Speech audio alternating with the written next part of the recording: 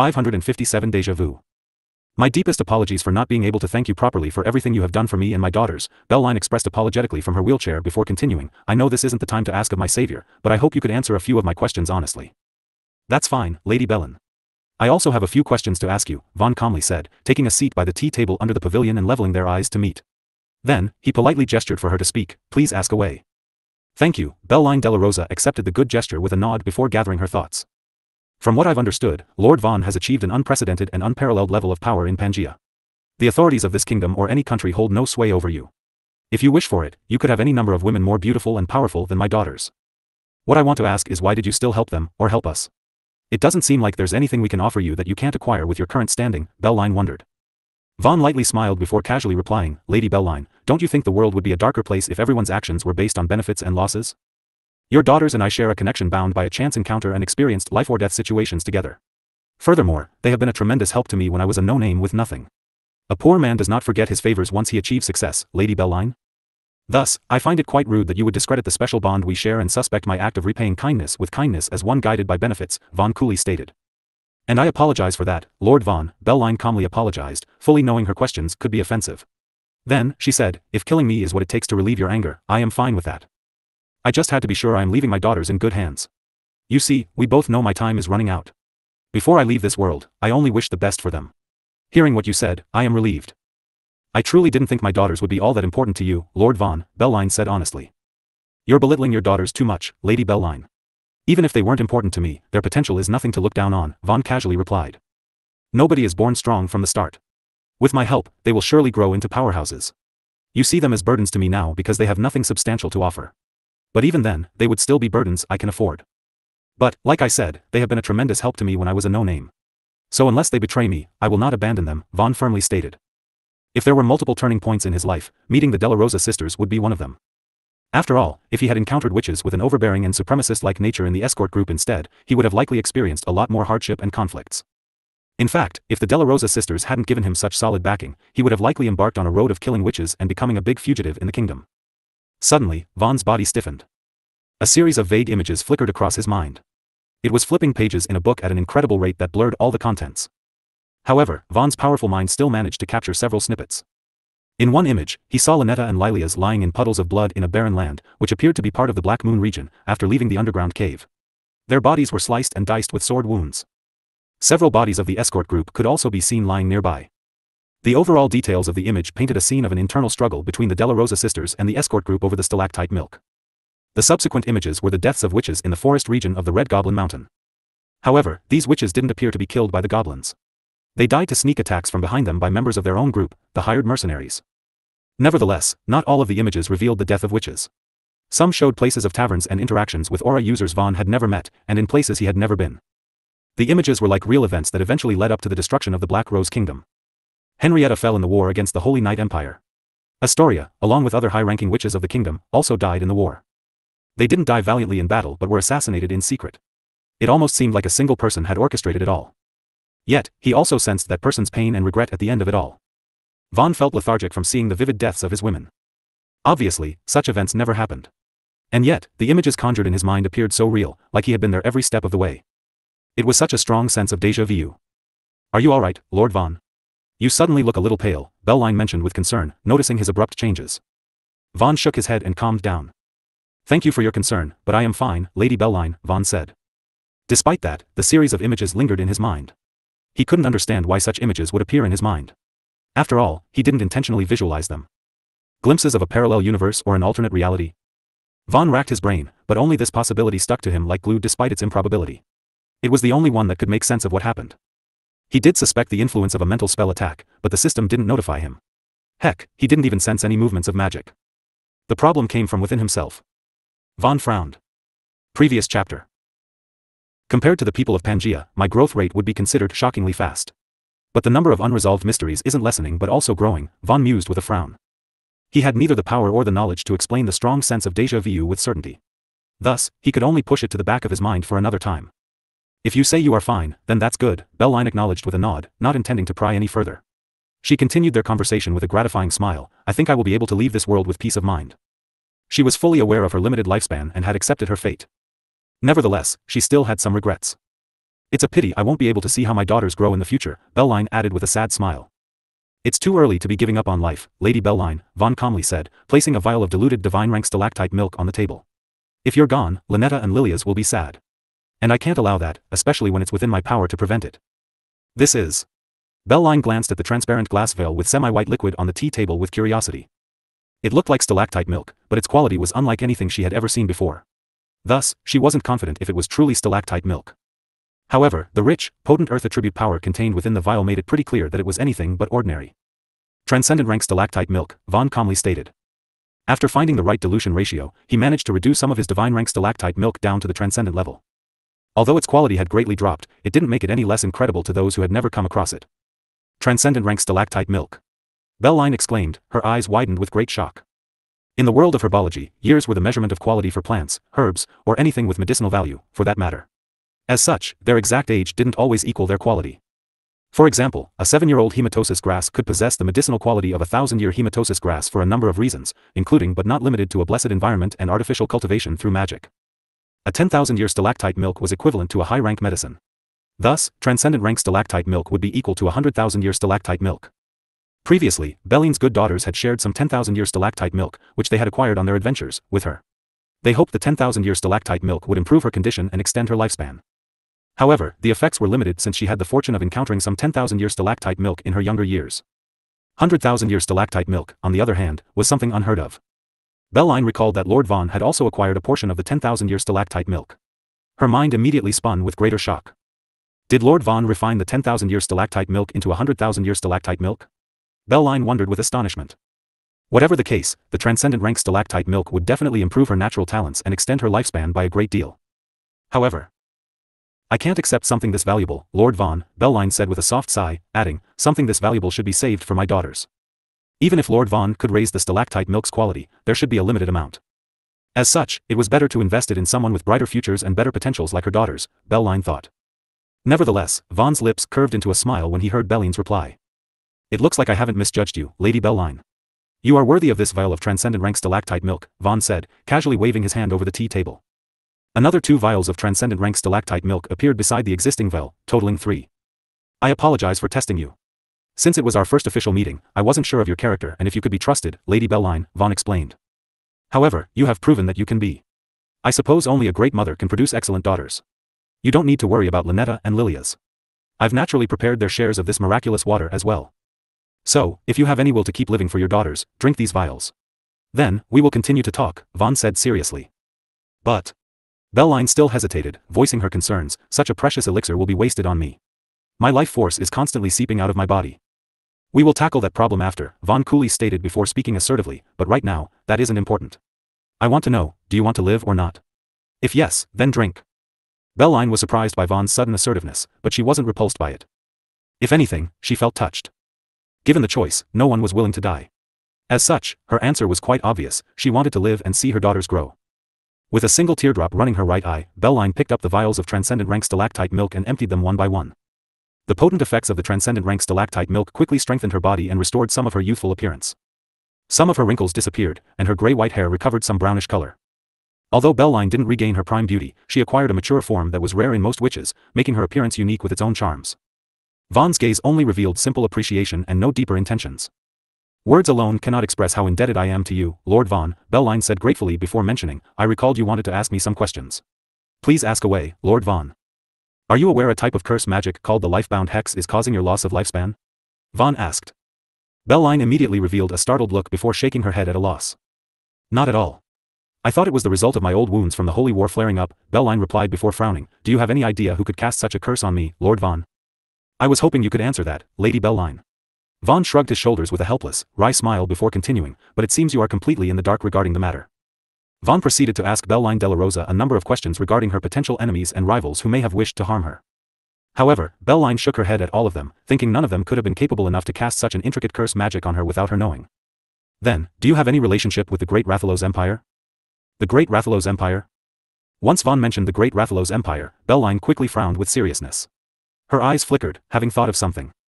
Previous chapter. Great Rathalos Empire.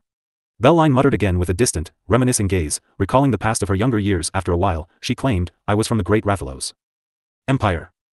Is there some connection between the Great Rathalos Empire and the life-bound hex I've been afflicted with, Lord Vaan? Belline asked shortly after. During your treatment, we extracted the subordinate component of the life-bound hex. Among the ingredients used to create the subordinate component, we found a particular fishy substance uncommon in these areas, Lady Belline, Vaan explained. I see. Belline uttered with understanding. So that's why the Great Rathalos Empire, possessing one of the largest aquatic markets in Pangaea, was mentioned.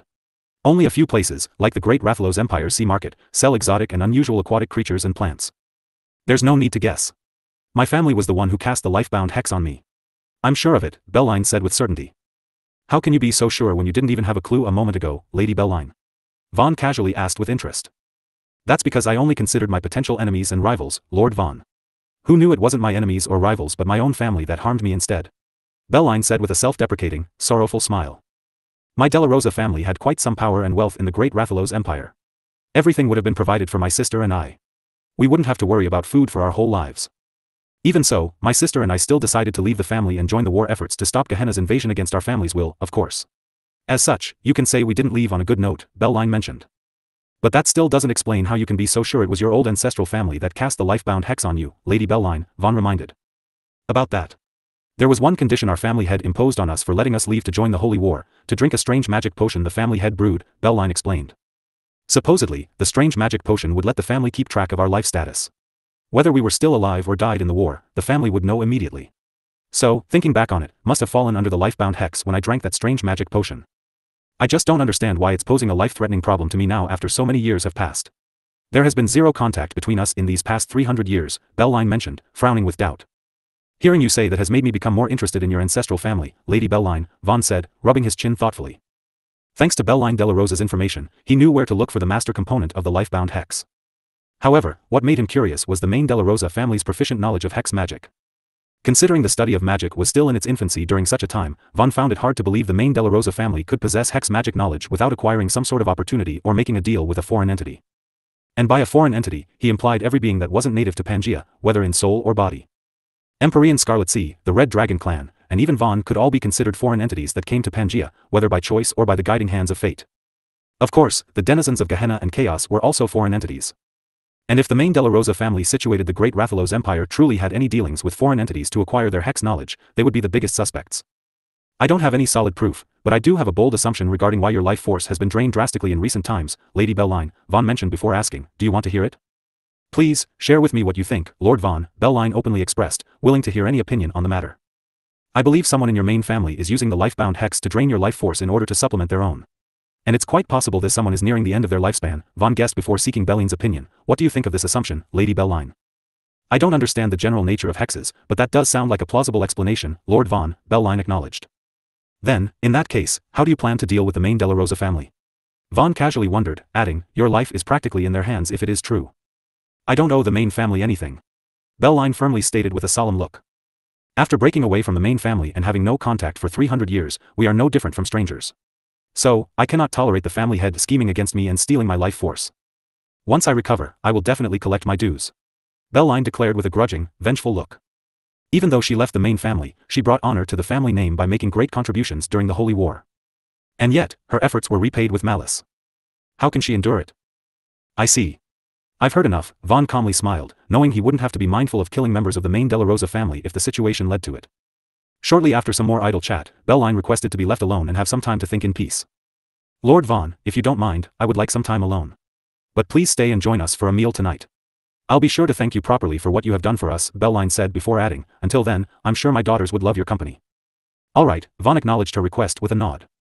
Shortly after he got up and left to find Lynetta and Lilia's, Belline stared blankly at the garden in the distance, feeling lost. The ones who harmed her the most weren't her enemies nor her rivals but those related to her by blood. She wondered what she had done wrong to deserve such a family. Sigh. The fault lies not with her but with the family. Thus, it was better off disappearing. They brought it upon themselves, Belline silently thought. Inside Lynetta's bedroom on the second floor, Lynetta sat by the windows, where she could watch her mother and Vaan from a distance. Her gaze blurred when she focused on Vaan's distant features, recalling her memories. She suddenly missed the times they had spent traveling together from the Black Moon region to Red Pine City. Although there were dangers to her life, Vaan's company also gave her strong security during those times. As such, she wasn't too concerned about the dangers. If anything, she felt like those moments were exciting and fulfilling. She found that kind of adventure with Vaan to be a form of happiness. Unfortunately, Vaan had grown too fast and left her far behind. He had become an existence that no longer needed to rely on her power or background. Thus, she felt useless and insecure. Even if she could go on another adventure with Vaan, she would be nothing but a burden. Her happiness was so fleeting. What could she do to go back to those times and experience them with Vaan again? Lynetta wondered with a dreamy look. Suddenly, Lilias barged into the room with a pen and notebook. She pulled a chair over and sat beside Lynetta with an eager look. What do you want, Lily? Lynetta felt a little skeptical of her younger sister's intentions, especially after the latter responded to her question with a cheeky smile. Hee hee. Lilias slightly giggled before stating, I came to study with you, sis. Study, what? Magic? Alright, I'll help you study. What do you want to know? I'll teach you to the best of my ability. Lynetta's gaze softened with a smile, thinking even her sister was doing her best to become stronger. She should do the same. Even if she would only be chasing Vaan's tail, drifting further and further behind due to the difference in their growth rates, she didn't want to give up. Alas, Lilias had other intentions. Wow, really? Those were your words. You can't go back on them. Lilias exclaimed excitedly, flipping open her notebook and preparing to write. She quickly looked seriously before asking, so, what did it feel like during your first time? What? My first time? Lynetta quickly became dumbfounded by her younger sister's question. Yeah. Your first time with Vaan. Quickly tell me about it, sis. I need to know what to look out for. Lilias urged, pestering her elder sister with more questions. How much did it hurt? What did you feel? What were Vaan's touches like? Tell me, tell me. Lynetta was too stunned for words, she was completely speechless. After hearing so much from her younger sister, she finally realized what the younger lass wanted to study. She didn't know whether to laugh or cry. However, even she felt embarrassed by her younger sister's questions. Her young sister was too open or simply had no shame. How can you ask me such personal questions? Find someone else, Lynetta replied, blushing heavily. But then, she blinked twice and sharpened her gaze. Wait a minute. Are you trying to steal your sister's lover, Lily? Steal? No, no, no, you got it all wrong, sis. Lilias quickly denied the accusation while shaking her head. How can it be considered stealing? I would call it sharing. Besides, Vaan also has several other older ladies and women. Us young birds have to join forces to have a chance at scoring some of his affection, Lilias said justifiably while patting her chest. Lynetta was speechless. She hated to admit it, but her younger sister seemed to have a point. She couldn't say anything to refute it. Also, I've already been marked by Vaan. So, whether you approve of my feelings or not, sis, I will only have eyes for Vaan. Lilias stubbornly claimed, shocking Lynetta. What? Lynetta exclaimed with wide eyes, baffled. When did this happen? Why don't I know anything about it? She recalled her memories but failed to recollect any moment where Lilias could have gotten the opportunity to be deflowered by Vaan. But you do know about it, sis. Lilias argued before mentioning, you were so bold in that underground cave, doing it with Vaan while your little sister was sleeping beside you. Was stained by Vaan's mark then, so of course, I am also his dash. Ah. Don't talk anymore. You're embarrassing me. I don't know what possessed me back then, okay? Lynetta blushed heavily with a rapidly beating heart as she recalled those moments. She must have been greatly charmed by Vaan to do what she did back then. Nevertheless, she also felt relief after realizing the marking her sister was referring to. Even so, it made her all the more embarrassed. Naturally, it was some of Vaan's essence shot that landed Lilias's sleeping face while they were doing the deed together. Lynetta's face felt so hot that she wanted to find a hole to hide in.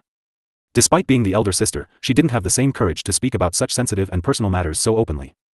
Her younger sister was definitely a wild cat. You two are as close as ever, Vaan's sudden comment trickled over from the open doorway, taking Lynetta and Lilias by surprise.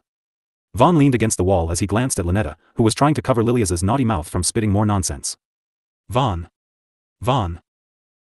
His name was called out twice simultaneously, one with excitement and the other shrieking with surprise. Lilias immediately broke free from Lynetta and pounced onto Vaan with a big leap like a cat, hugging him happily. Did you finish talking to our mother? What did you two talk about? Lilias quickly inquired with curiosity as her body swung with her hands interlocked behind Vaan's neck. Some adult stuff, Vaan replied vaguely with a calm smile while settling Lilias down on the ground, causing the latter to pout. Shortly after, he glanced at Lynetta, who appeared more reserved around him. Deep, complicated emotions were hidden in her eyes as she wanted to copy Lilias's actions but couldn't find the courage to. What's wrong? You weren't this reserved and unconfident before, my lady, Vaan casually mentioned, speaking to her like he did in the past. At the same time, he tamed the energetic Lilias by caressing her head. That's because our status isn't the same as it used to be. Lynetta softly replied, gripping the hems of her dress while looking down nervously. Vaan briefly shook his head.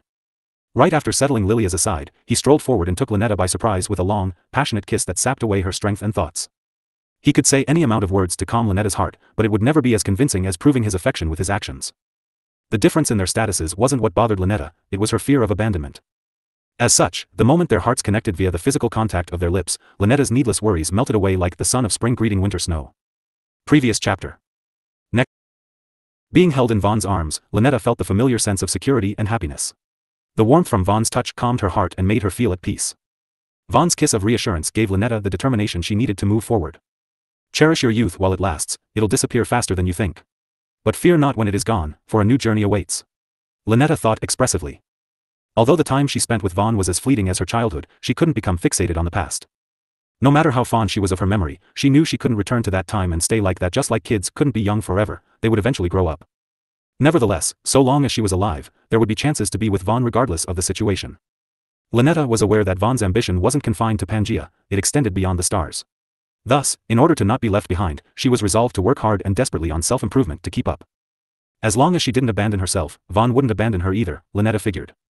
Nevertheless, while Vaan and Lynette were clinging together, enjoying each other's warm embrace, Lilias pouted with discontent on the side. That's enough, sis. You've hugged him long enough. Lilias squeezed herself in between the two to separate them before clinging to Vaan's body. Then, she glanced back at Lynette and spat, "You're such a baby, sis." Lynette could only smile wryly.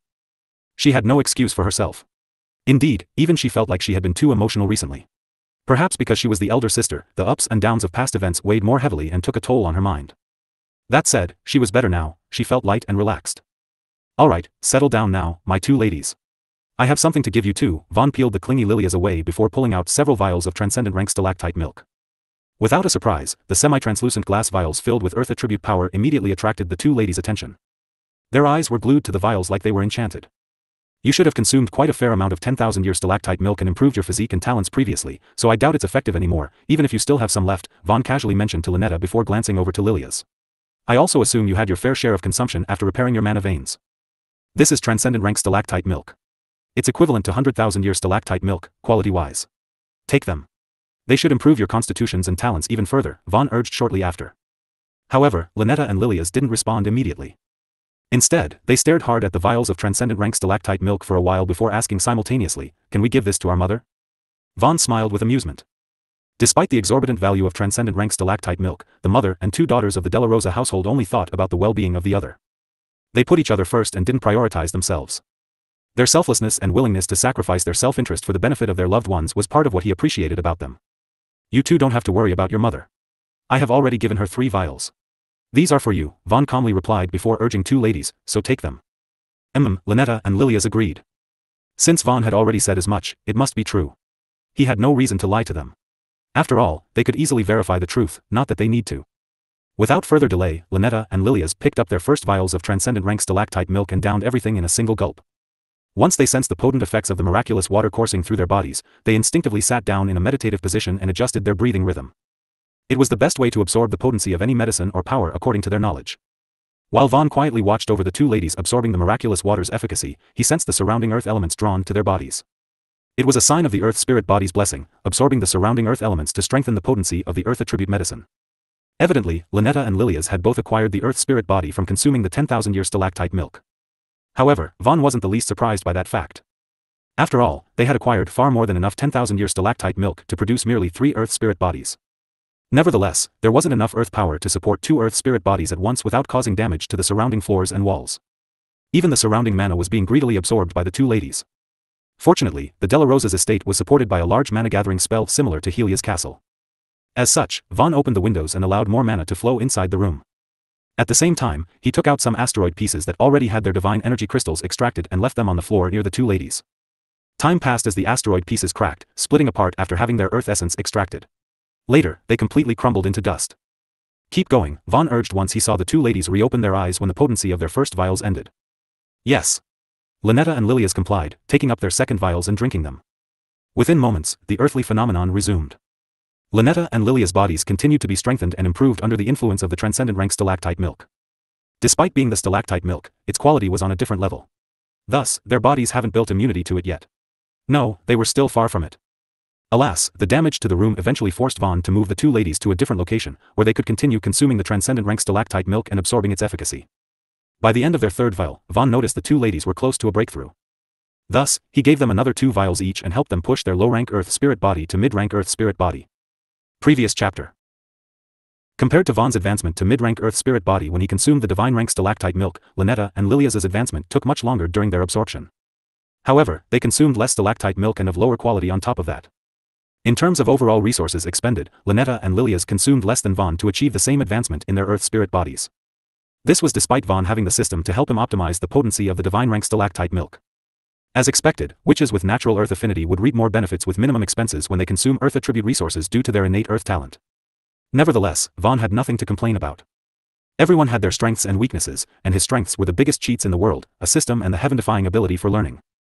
Given these two overwhelming advantages, it would be strange if he couldn't grow quickly. Furthermore, it didn't matter if it cost him more resources to raise his Earth spirit body. He had more divine rank stalactite milk than he could use for himself. By the time Lynetta and Lilia's finished raising their body's Earth affinity to mid-rank Earth spirit body, the darkness of the night had already covered the skies. The two ladies had taken a third of the day to fully absorb the potency of 5 vials of transcendent rank stalactite milk. It's already dark? Lynetta uttered with astonishment, noticing the absence of sunlight. When Lilia's heard that, she also gasped with surprise. Neither of them had been aware of the passage of time. At that moment, a line of servants could be seen carrying trays of extravagant food from the cookhouse to the main dining hall. Perhaps due to the high demand to maintain Vaan's powerful body, the lovely fusion scent of spices and herbs easily whetted his appetite. Rumble. Within moments, a person's stomach suddenly rumbled in protest of hunger. But it did not come from Vaan, it came from Lilia's. Hee, who's hungry? Lilia's asked, scratching the back of her head abashedly. Let's head to the dining hall. Food should be ready shortly, Lynetta suggested with a relaxed smile before adding, I don't think Vaan has tried our Della Rosa Marquisite's signature dish, the honey-glazed flaming pork roast yet. It's something to die for, Lynetta boasted. Then, I have to try it, Vaan calmly said with a smile, seemingly interested but actually wasn't all that eager. Although he enjoyed good food, he wouldn't go out of his way for it unless it provided medicinal benefits that could improve physical conditions and mental states. In other words, unless they were spirit food, food was nothing more than a nutritional necessity for survival. After all, he used to live as a street rat, scavenging and fighting others for leftover food in the slums of Black Moon City. Edibility was not a concern back then as long as the food filled the stomach. Even if he no longer needed to eat garbage food to survive, the experiences of those times stuck with him.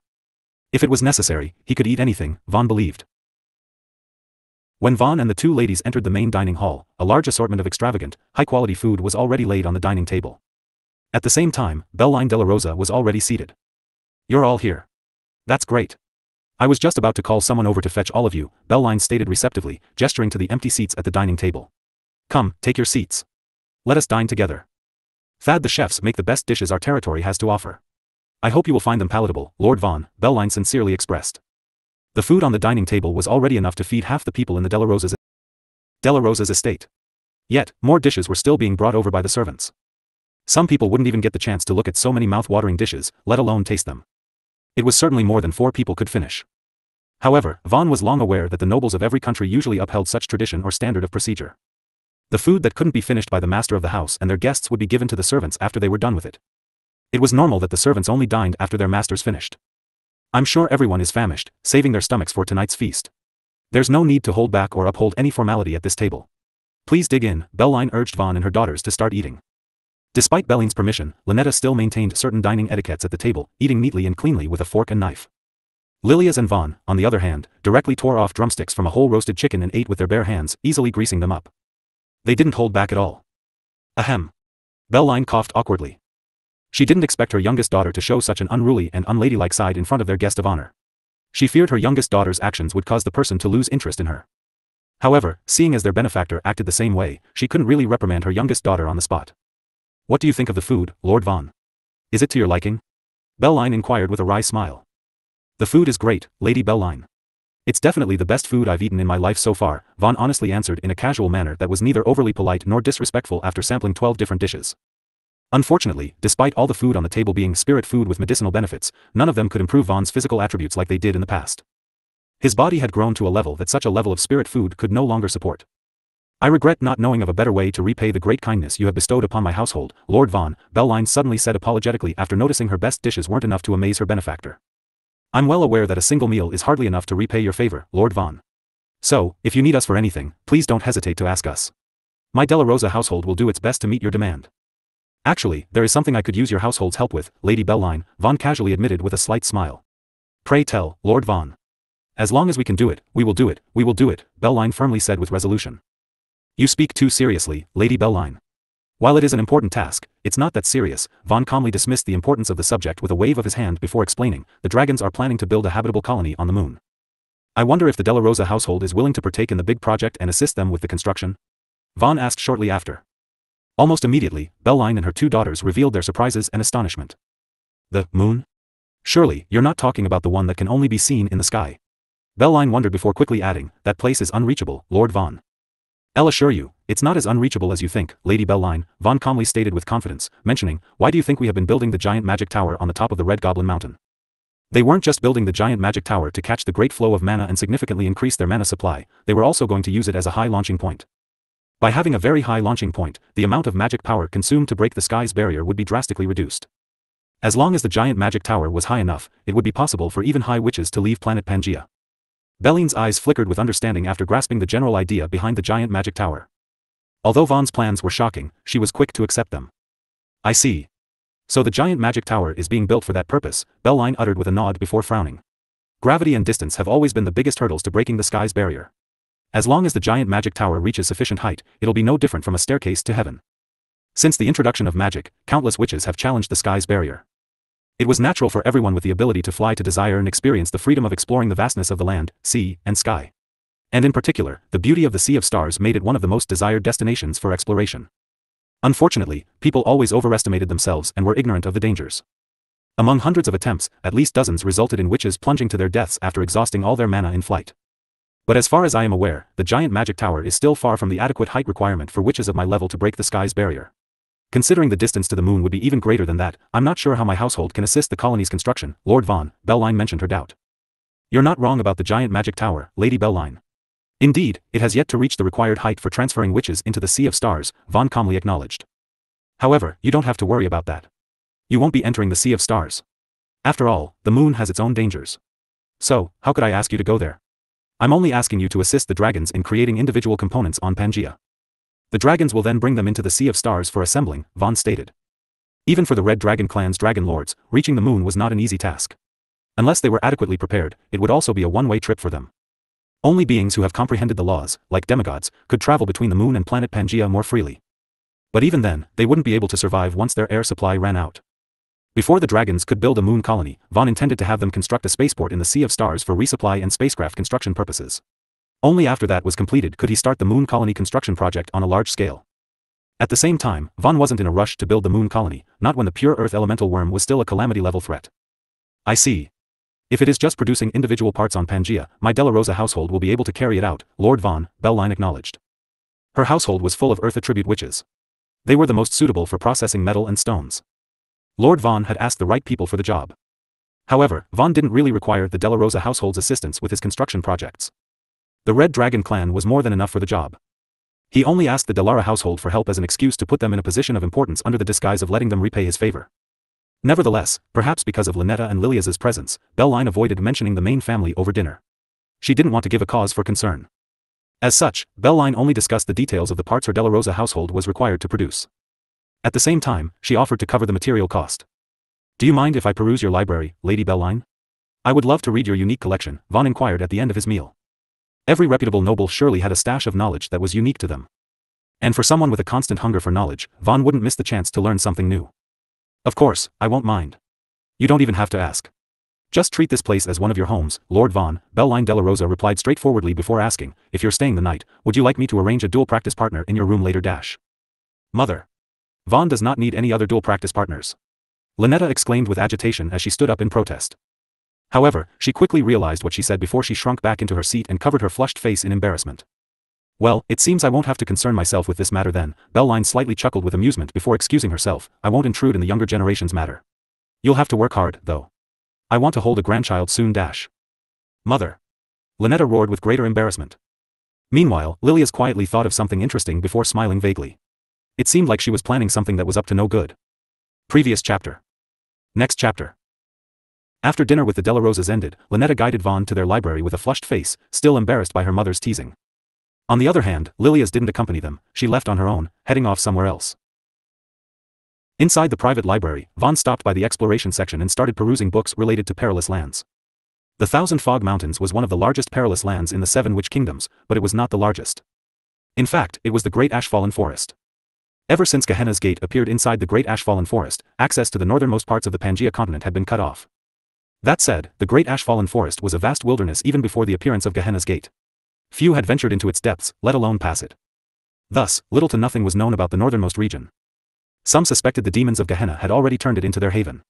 Others believed some backwater tribes lived there. As far as Vaan was concerned, even the remnant survivors of the advanced civilization could be hidden there. Of course, he had already seen the northernmost region from the Sea of Stars. There was nothing there except dense trees. The Great Ash-Fallen Forest stretched all the way to the northern coastline. Despite the absence of civilization from an outer planet view, Vaan didn't rule out the possibility of the northernmost region being home to intelligent lifeforms, whether they be demons, primitive humans, or survivors of the advanced civilization. After all, the Great Ash-Fallen Forest hid everything within it. Furthermore, Vaan wouldn't completely trust his eyes when it involved remnants of an advanced civilization, considering they could possess optical illusion technology that granted invisibility. As such, they could be anywhere. Vaan wouldn't know where the survivors of the advanced civilization were hiding unless their cloak of invisibility entered the range of his omnisense. On another note, he was very wary of the remnant advanced civilization because he didn't know if it could be a friend or if it absolutely had to be an enemy. However, he would certainly prefer to befriend the survivors of the advanced civilization if it was possible. Their technology and knowledge could be extremely useful against Gehenna. Furthermore, the survivors of the advanced civilization could have a clearer understanding of the events in the distant past that led to their destruction. Unfortunately, Vaan failed to find any substantial information or suspicious points of interest while perusing the books on the Great Ash-Fallen Forest's explorations. The authors only recorded the fierce magic beasts and exotic plants they encountered. While Vaan was reading in the private library, Lilias returned and dragged Lynetta away for a serious talk in her bedroom. "Exactly what do you want to talk about that we have to go all the way back to your room, Lily?"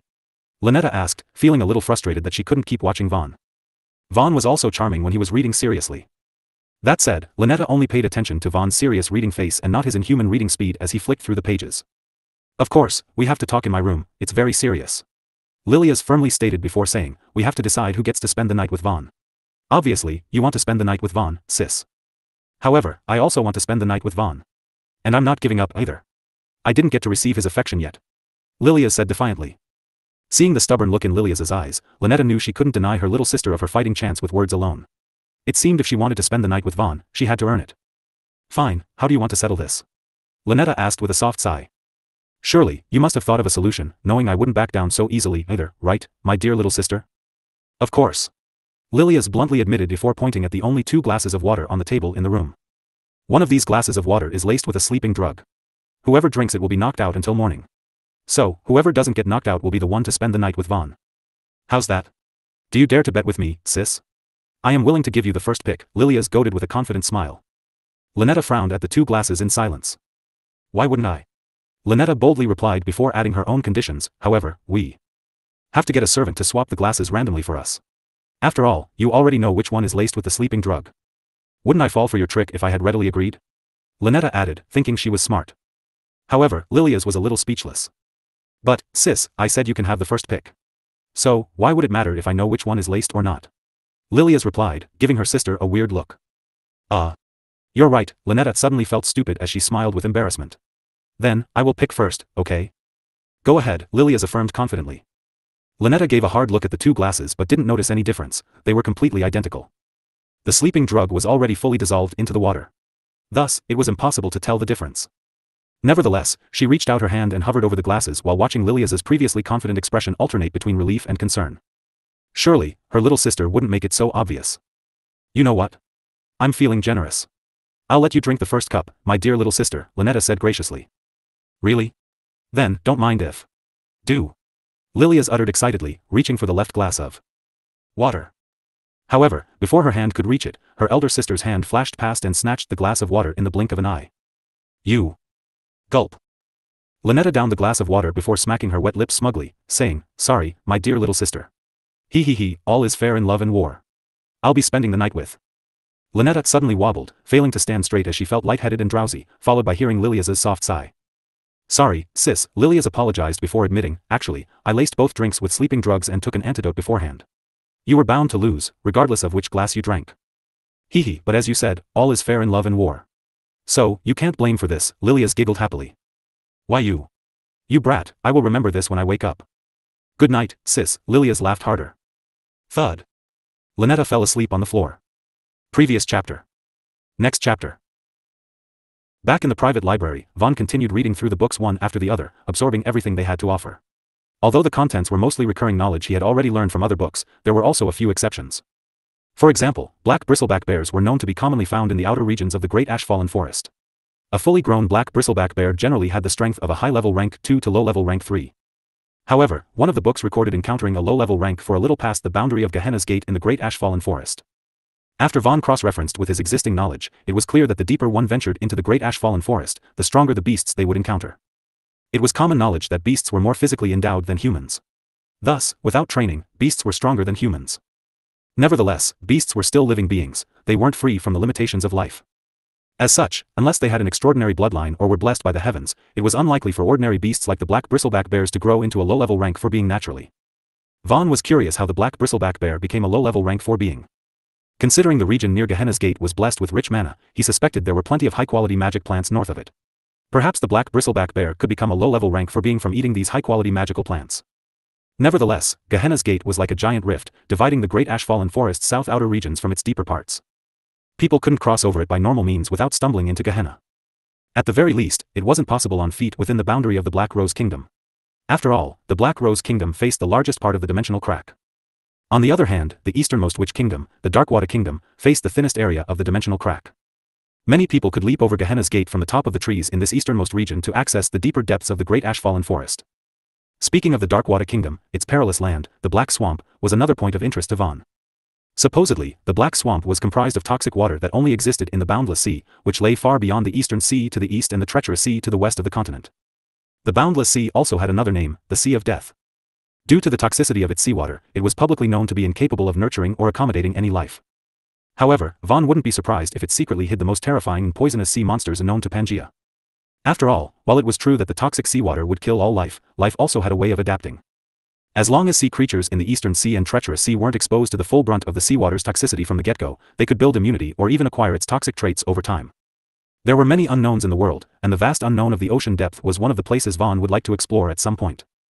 The more he traveled, the more he would discover. The world had its fair share of dangers and beauty. After spending several hours in the private library, a pair of tender, fair hands wrapped around Vaan's waist and hugged him from behind. Ever since we've met and journeyed together, there's been a growing fire in my chest that can't be quenched without your magical touch, Lilia softly mentioned, resting her head against Vaan's back. I've been longing for you day and night, Vaan. You have always been on my mind, I couldn't and wouldn't think of anyone else. I don't need anyone else, just you. I am in love with you, Vaan.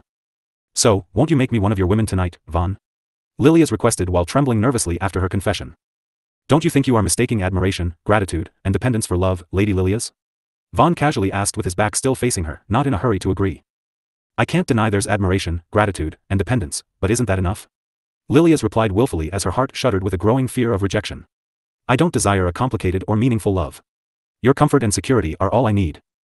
Are you saying your feelings will change one day if I can no longer provide this comfort and security? Vaan continued to ask. Lilias's body shuddered. It won't.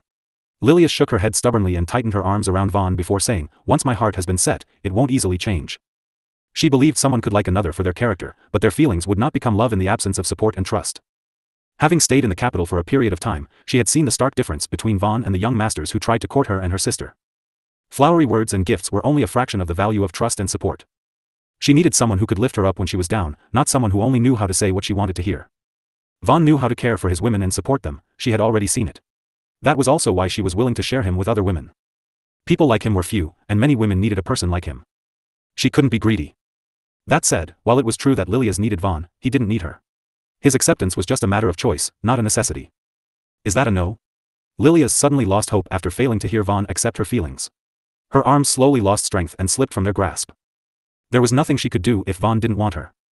Lilias was on the verge of crying in despair after jumping to a conclusion when Vaan suddenly grabbed her wrist and pulled her back into his embrace. The suddenness made her heart thump immediately.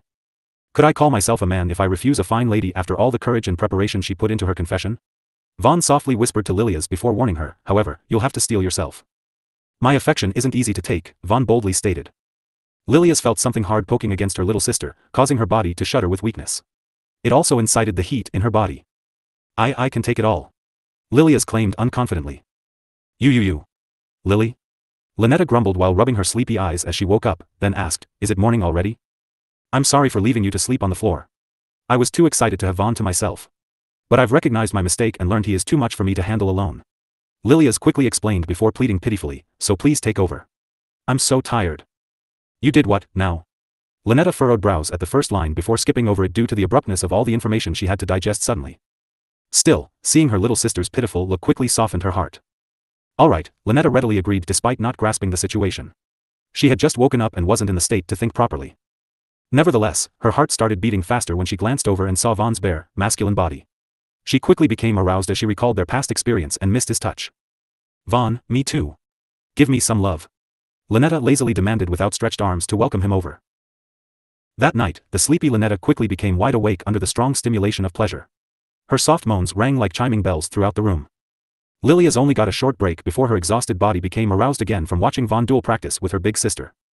Nevertheless, her sister only lasted 3 hours before she got her turn again. However, this time, Vaan showered her with gentle affection. As such, Lilia's enjoyed a state of happiness a little longer. Vaan took turns tasting each of the Della Rosa sisters throughout the night until they were completely satisfied and left them sleeping soundly in each other's arms when the sun rose high in the sky.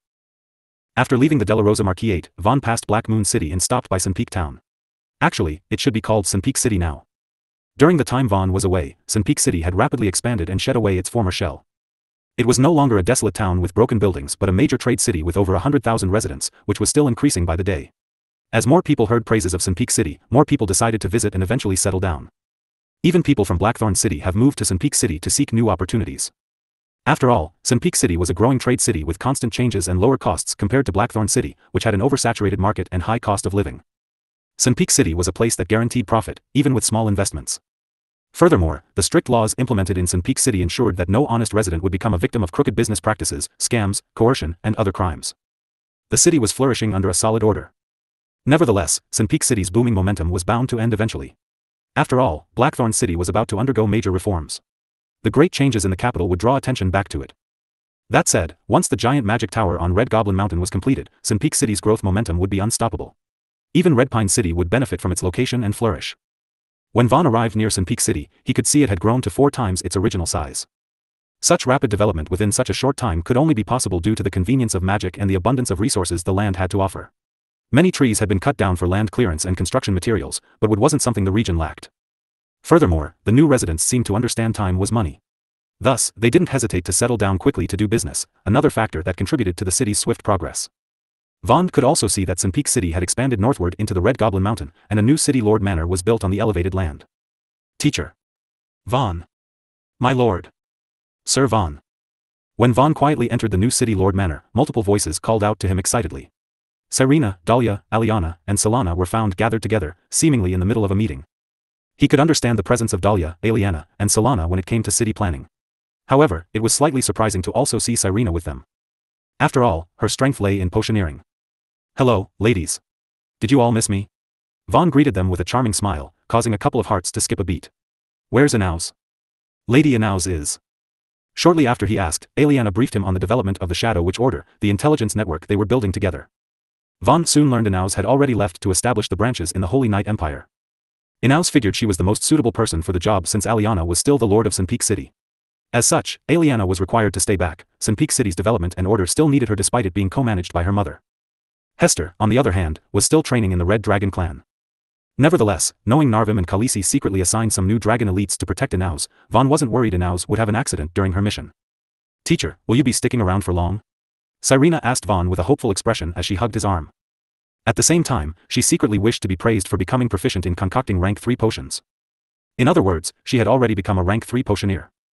However, it was nothing surprising to Vaan, considering her talents and his solid teaching. In theory, his principle of equivalent exchange could be applied to even rank 5 potion recipes. As such, it shouldn't be difficult for Cyrena to become rank 5 potioneer on her own without further teachings. The only prerequisite was that her cultivation kept up with her potioneering advancement. After all, higher-ranking magic potions required the application of magic in its concoction process. I can stick around for a day or two, Vaan replied, caressing Cyrena's head with a smile before glancing at the other ladies. The sudden flickers in their eyes did not escape his notice. It was clear what they were thinking. Once his women experienced his magic touch, it was hard for them to resist the desire to experience it again. He anticipated his room would have visitors at night, should he stay. Of course, Vaan had no intention of avoiding them or refusing their advances should that happen. After all, he needed to satiate their carnal hunger and keep them satisfied. He couldn't let them keep starving. Otherwise, they could start looking for other men to fulfill their needs. Do I have a room? I will leave the door open at night, so there's no need to be sneaky, Vaan casually said, sweeping a thoughtful glance at the ladies. Dahlia and Solana coughed awkwardly with embarrassment, realizing their plans had been seen through. Meanwhile, Akliana's eyes beamed. There was nothing embarrassing about desiring her lord's affection. Since her lord permitted it, she would definitely pay her lord a night visit. Ahem, Solana cleared her throat before suggesting, why don't you join our meeting since you are here, Sir Vaan? We could use your wisdom. Sure, then I will, Lady Solana, Vaan nodded. He separated from Cyrena and took the empty seat at the round table, where Dahlia, Solana, and Aliana were gathered. Shortly after, their meeting resumed. During their discussion, Vaan quickly found the issue they were addressing: sanitation. Witches had the convenience of magic to clean after their messes, but not everyone in Sun Peak City was proficient in lifestyle magic. More importantly, not everyone was a witch. It wasn't much of an issue when their city's population was small. Unfortunately, the large increase in residents made them realize the inadequateness of their water systems. They didn't have enough water attribute witches to support the ever-growing city. Covering drinking water wasn't an issue, everyone had access to it. However, water wasn't only needed for drinking. There was a far greater demand for cleaning water than drinking water. As such, Cyrena was invited to the meeting in case she had valuable insights on how they could recycle the wastewater. Vaan wasn't surprised to hear they saw recycling wastewater as their only option. Geographically, Sun Peak City wasn't close to any large rivers, and groundwater was limited.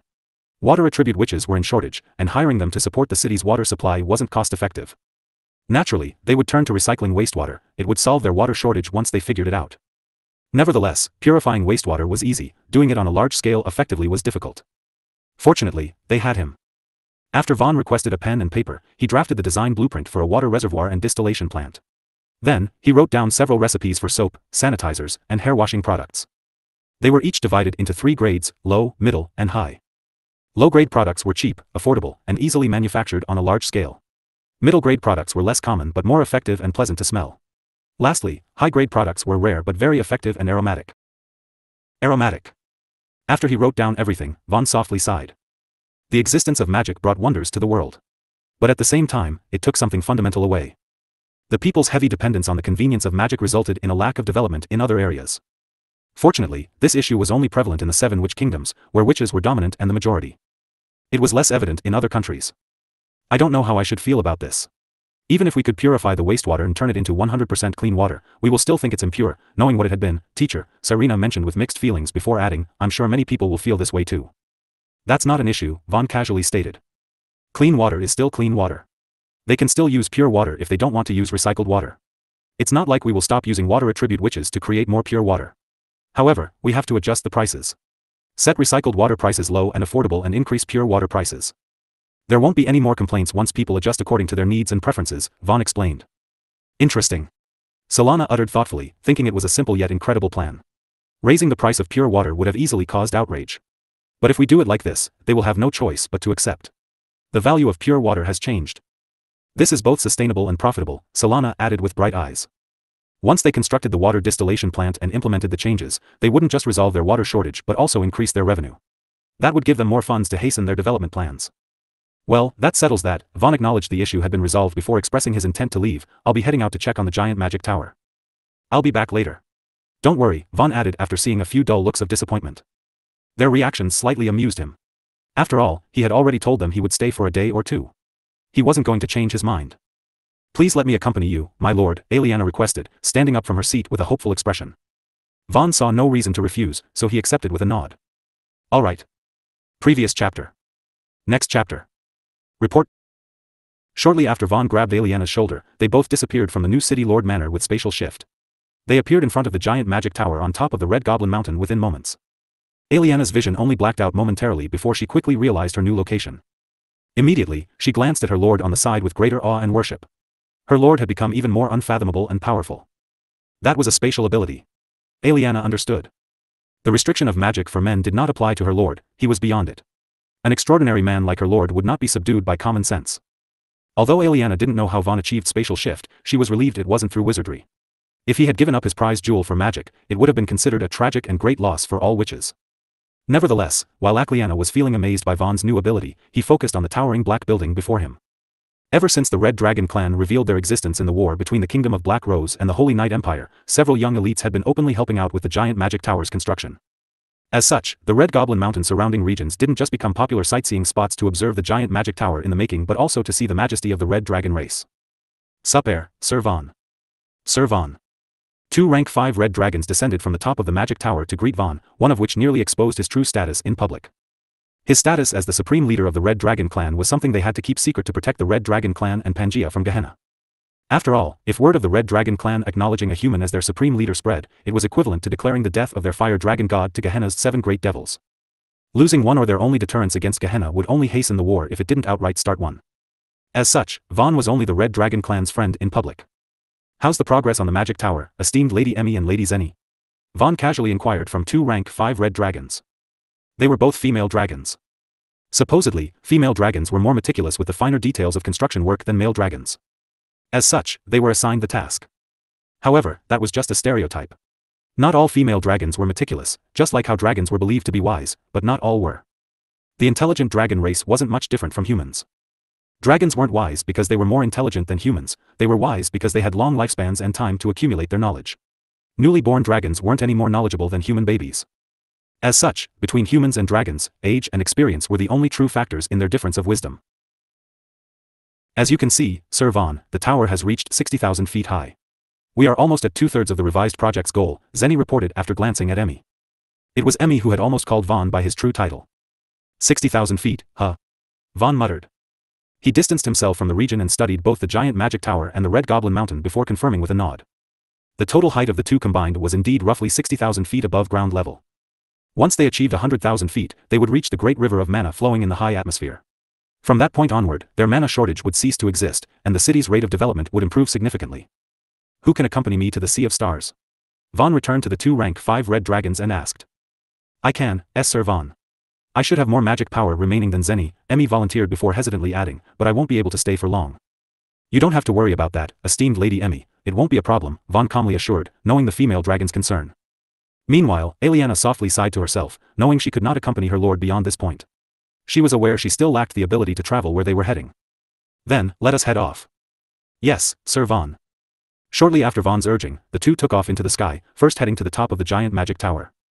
At this height, there weren't many members of the Red Dragon clan that could reach purely by the strength of their wings. This was due to multiple factors such as gravity, body weight, and lower air density.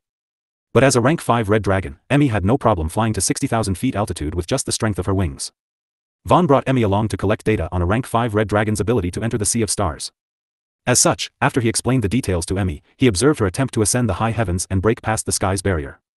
Without any surprise, Emmy entered the Sea of Stars without a problem when she had the support of her magic power. Coincidentally, she was proficient in spatial magic. Thus, she consumed far less mana than she would have needed to cross the same distance with thrust power. Vaan released oxygen from his heaven-swallowing space and locked it within their region of space, allowing both of them to breathe in the Sea of Stars. The biggest challenge for the Red Dragons to stay in the Sea of Stars was the lack of air. Thus, once Vaan resolved their breathing issue, the duration of their stay in the Sea of Stars would drastically increase. In other words, they would have more construction time. Emmy had only consumed 1/10 of her mana to enter the Sea of Stars through spatial magic. She also estimated it would have cost 8/10 of her mana reserve had she done the same with fire magic. With that information, Vaan understood it was possible for every rank 5 red dragon to enter the Sea of Stars. Nevertheless, he only needed a dedicated team to build his space station, a place to supply oxygen during people's stay.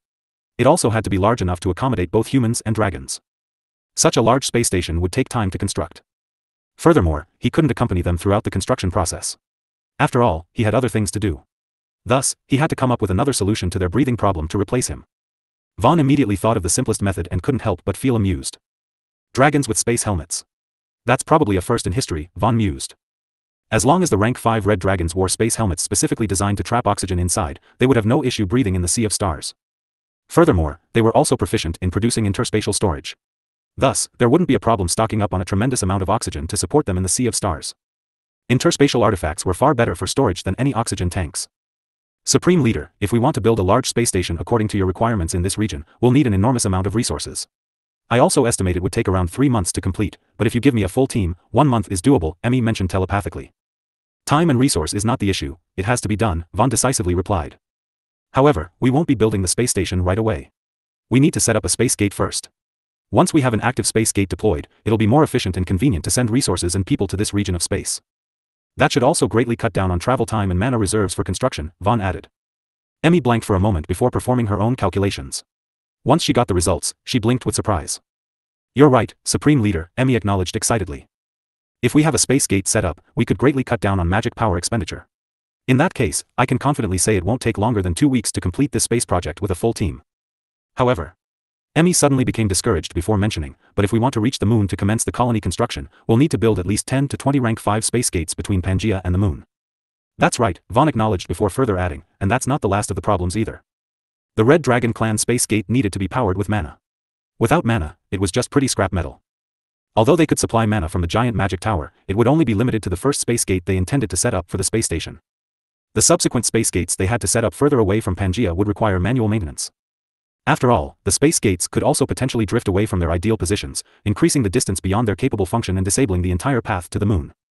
As such, the subsequent space gates required constant realignment to give them a straight path. The Sea of Stars was definitely not a place for the ill-prepared. Shortly after drawing up a general space helmet design with a list of requirements, Vaan handed it to the female rank 5 Red Dragon. Thank you for your company, Emmy. You may head back to the clan first and hand this design to one of the Dragon Lords. I still have things to do in the Sea of Stars. Understood, Supreme Leader. Emmy obediently complied with Vaan's instructions without hesitation despite her curiosity regarding his business in the Sea of Stars. Naturally, it was for Vaan to improve his cultivation. Shortly after Emmy departed from the Sea of Stars, Vaan extracted another divine energy crystal from one of the few dozen asteroid pieces he previously collected. Although he had given a portion of the divine energy crystals to Henrietta and Empyrean Scarlet Sea due to the value of the knowledge they provided, he still had more than plenty left for himself. Once Vaan extracted the divine energy, he immediately circulated it inside his body according to the heavenly formless dragon art. Since his meridians were no longer strained due to the tempering benefits of the divine rank stalactite milk, it only made sense to advance his aura cultivation first. Empyrean Scarlet Sea's energy cultivation method, the true Scarlet Sea divine scripture, could wait. Impressive as it seemed, divine energy was a limited resource, its value in Pangaea couldn't even be quantified. As such, it was better to invest the divine energy in something he already had great progress in than to start something else from the beginning. The benefit of advancing his aura cultivation by a stage outweighed breaking through the first several realms of energy cultivation. More importantly, he needed the strain to push his body past his limits. Ding! You have absorbed a large amount of divine energy. You have refined the divine energy with the heavenly formless dragon art, peak rank. You have greatly improved your aura power by 495 units. Aura power, 1705-2200. After depleting 3 fist-sized divine energy crystals, Vaan acquired the required amount of divine energy to reach the next stage in his aura cultivation. Ding! Your aura power has surpassed a bottleneck. Your aura cultivation has advanced to the next stage. Mid-stage Aura King, late-stage Aura King. Ding! Your major meridians and blood vessels have become burdened and strained by your potent aura power. Although Vaan's major meridians and blood vessels were strained by the aura power flowing through them again, it was exactly what he wanted.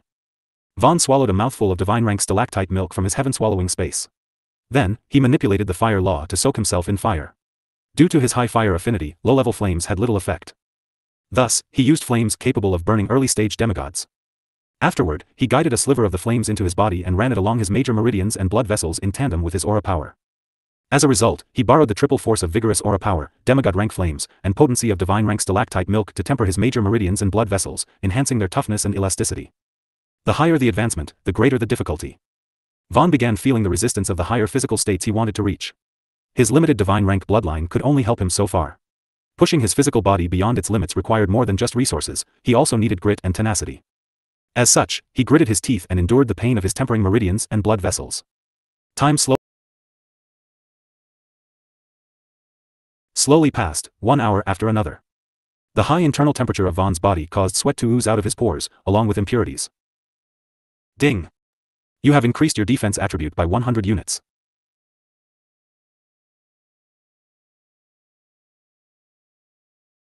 You have improved your Earth affinity by 10%.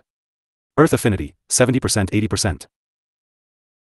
You have made a breakthrough in your Earth spirit body. Mid-rank Earth spirit body, high-rank Earth spirit. Ding! You have successfully tempered major meridians and blood vessels to the late-stage transcendent rank. Your major meridians and blood vessels are no longer burdened by your rigorous aura power. After the effects subsided, Vaan exhaled a small cloud of steaming hot, foul air. Status. Ding! Physical attributes. 1050 1150 defense, 100, peak level rank 4, 1705 2200 aura power, 495, total defense, 2755 3350, 595, early demigod rank middle demigod rank. 1150 1200 strength, 50, peak level rank for low level rank 5, 1705 2200 aura power, 495, total strength, 2855 3400, 545, early demigod rank middle demigod rank. 930 950 speed, 20, mid-level rank 4, 1705 2200 aura power, 495, total speed, 2635 3150, 515, early demigod rank. Celestial Dragon Wolf Transformation. Effect, 50% base physical attributes increase. 1150 1725 defense, 575, peak level rank for mid-level rank 5, 2200 aura power, total defense, 3350 3925, 575, early demigod rank middle demigod rank. 1200 1800 strength, 600, low-level rank 5 mid-level rank 5, 2200 aura power, total strength, 3400 4000, 600, middle demigod rank late demigod rank. 950 1425 speed, 475, mid-level rank for low-level rank 5, 2200 aura power, total speed, 3150 3625, 475, early demigod rank middle demigod rank. Dragon Wolf Scale Armament, high-level rank 5 defensive power, durability, 100%. Enhanced Dragon Wolf Claws, high-level rank 5 offensive power, durability, 100%. Elemental Affinity. Earth, 70% 80%, 10%. Wind, 13%. Lightning, 12%. Light, 30%. Wood, 25%. Fire, 80%. After seeing the significant improvements in his physical attributes, Vaan truly started to appreciate the divine rank bloodline he possessed. It had really helped him strengthen his physical body smoothly up until this point. In the world of aura users, there was no separation between physical attributes and aura power when grading one's cultivation rank. Whether one had little physical attributes and high aura power or high physical attributes and little aura power, they would still be given the same cultivation rank due to their equal battle power. However, it was clear that this was an outdated and incorrect grading system for aura cultivation since humans underestimated the potential of the physical body. The potential of the physical body was not inferior to aura power. As such, now that Vaan had reached the late-stage Aura King rank in aura cultivation, he was most likely the most accomplished aura user in the entire world of Pangaea. Other so-called late-stage aura kings like Emperor Rionardir wouldn't have as much aura power as he did. Quite a fair bit of time has passed. I should head back, Vaan thought with a frown. It was getting harder and also taking him longer to advance. Red Dragon Clan, 7th Peak. Lord Keeman, the Supreme Leader has instructed me to hand this to you for study in production, Emmy informed the first Dragon Lord upon her return. Oh, the mention of Supreme Leader immediately caught Keeman's complete attention. He faced the young dragon elite before casually demanding, let me take a look then. Yes, Lord Keeman, Emmy complied.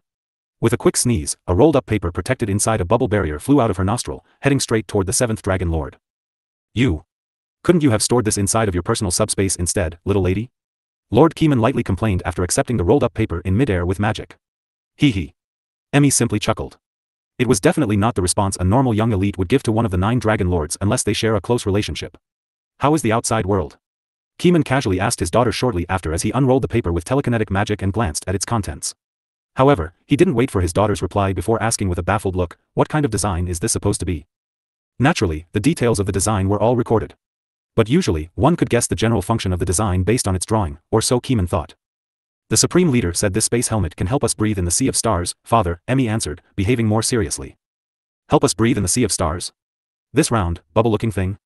Keeman uttered with doubt and unwillingness, not because he didn't believe in the space helmet's function but because he didn't think it looked good.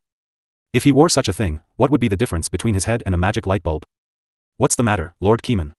You don't want to carry out the Supreme Leader's will, the first Dragon Lord's voice traveled over as the being flew over. Lord Astaroth? What brings you to my peak? Keeman frowned. I heard the Supreme Leader has something new for us to make, so I came to check, Lord Astaroth calmly stated as a matter of fact. You've been spying on my peak? Keeman's expression darkened as he pondered the first Dragon Lord's intention. However, Astaroth had nothing to hide. Of course. I've been getting complaints from the sacred fire spirits that you have been bullying your contracted fire spirit, Lord Keeman. Naturally, I have to keep an eye on you and make sure you don't do anything that could anger Lord Flamewing, Lord Astaroth stated openly with a calm demeanor. That little thing complained to other lords?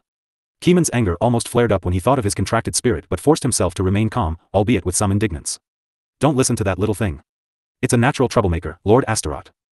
Yeah, now let me see the Supreme Leader's design, Lord Keeman. Astaroth shortly took the design paper from the 7th Dragon Lord and inspected it with a calm demeanor.